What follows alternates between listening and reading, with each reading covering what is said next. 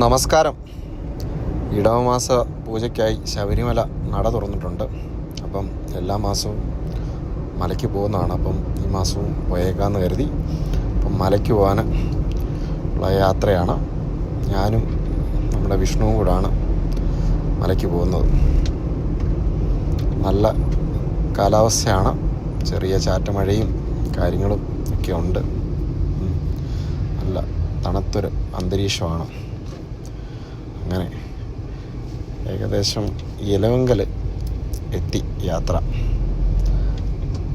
ഇലവങ്കൽ എത്തി. ഇപ്പം മഴ ഒന്ന് ചെറുതായിട്ടൊന്ന് തോന്നി നിൽക്കുമായിരുന്നു. മുന്നേ ഇച്ചിരി നല്ല മഴ ഉണ്ടായിരുന്നു. ഇലവങ്കൽ കഴിഞ്ഞു നമ്മളിപ്പം നിലയ്ക്കൽ എത്തി. നിലയ്ക്കൽ മഹാദേവ ക്ഷേത്രം, മഹാദേവൻ്റെ വലിയ പ്രതിമ ഉണ്ട് അവിടെ റോഡ് സൈഡിൽ ഉണ്ട്. എല്ലാവർക്കും അറിയാവുന്നവർക്കൊക്കെ അറിയാവുന്നതാണ്. പിന്നിപ്പം ഇവിടുന്ന് നമുക്ക് പമ്പയിൽ പാർക്ക് ചെയ്യാനുള്ള പാസ് ഉണ്ട്. ഹിൽ ടോപ്പിലാണ് നമുക്ക് കിട്ടിയേക്കുന്നത്.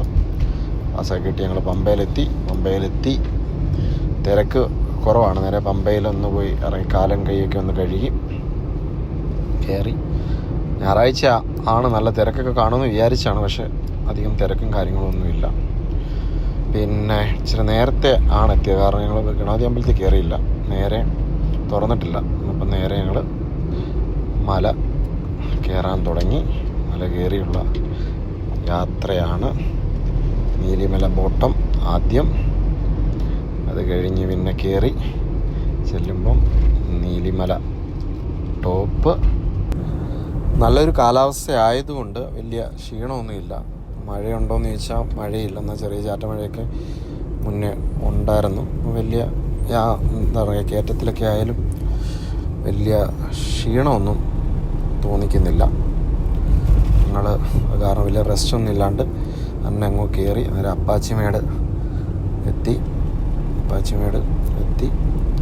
അപ്പാച്ചിമേട് കഴിഞ്ഞ് പിന്നെ നമ്മൾ വരുന്നത് ശബരി പീഠത്തിലേക്കാണ്. ശബരി പീഠമൊക്കെ അതെങ്ങും റെസ്റ്റ് ചെയ്യാണ്ടുള്ള ആണ് യാത്ര. കാരണം കുഴപ്പമൊന്നുമില്ല, ക്ഷീണമായിട്ടൊന്നുമില്ല.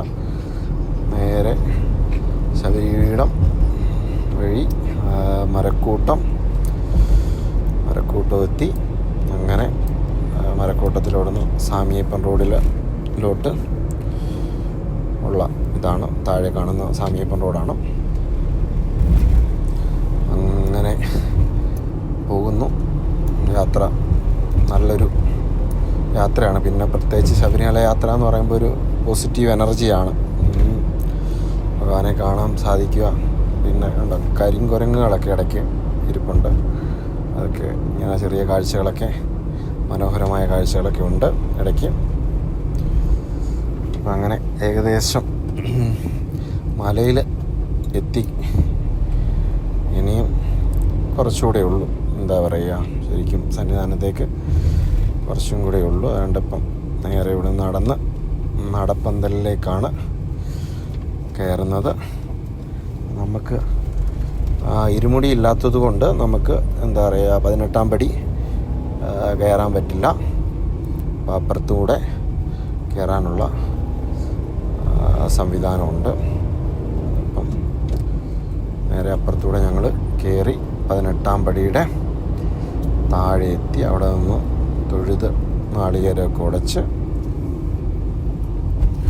പിന്നെ നേരെ സന്നിധാനത്തേക്ക് ഇപ്പുറത്ത് കയറി ഫ്ലൈ ഓവറിൽ കയറി ഇപ്പം താഴെ ഇതാക്കാൻ പറ്റും. അങ്ങനെ കയറി അയ്യപ്പനെ കണ്ടു, തൊഴുതു, പ്രസാദം കിട്ടി. നന്നായിട്ട് തൊഴാൻ പറ്റി. കാരണം തിരക്കൊന്നും ഇല്ലാത്തത് കൊണ്ട് തന്നെ നന്നായിട്ട് തൊഴാൻ പറ്റിയായിരുന്നു. സന്തോഷം, വളരെ സന്തോഷം. പിന്നെ അവിടെ തൊഴുതു പിന്നെ നേരെ അവിടുന്ന് മാളികപ്പുറത്തേക്കാണ്. മാളികപ്പുറത്തും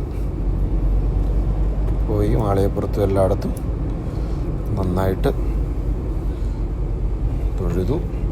തൊഴുത് അപ്പം മാളികപ്പുറത്ത് തൊഴുതിട്ട് പിന്നെ ഒന്നുകൂടെ പോയിട്ട് ഇപ്പം ദീപാരാധന സമയം ആവുന്നേ ഉള്ളൂ. ഇനിയപ്പം ദീപാരാധന തൊഴണം. ദീപാരാധനയ്ക്ക് ശേഷം പിന്നെ പടിപൂജയുണ്ട്.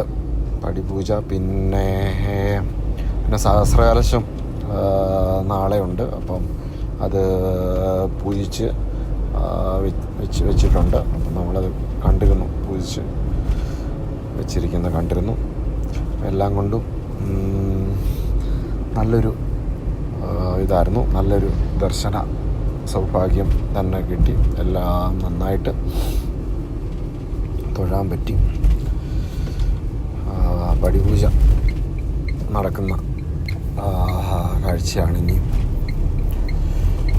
പടിപൂജ ആരംഭിച്ചു. പടിപൂജയും തൊഴാൻ സാധിച്ചു. എന്തുകൊണ്ടും നല്ലൊരു ദർശനമായിരുന്നു. അപ്പോൾ സ്വാമി ശരണം, സ്വാമി ശരണം, സ്വാമി ശരണം അയ്യപ്പ.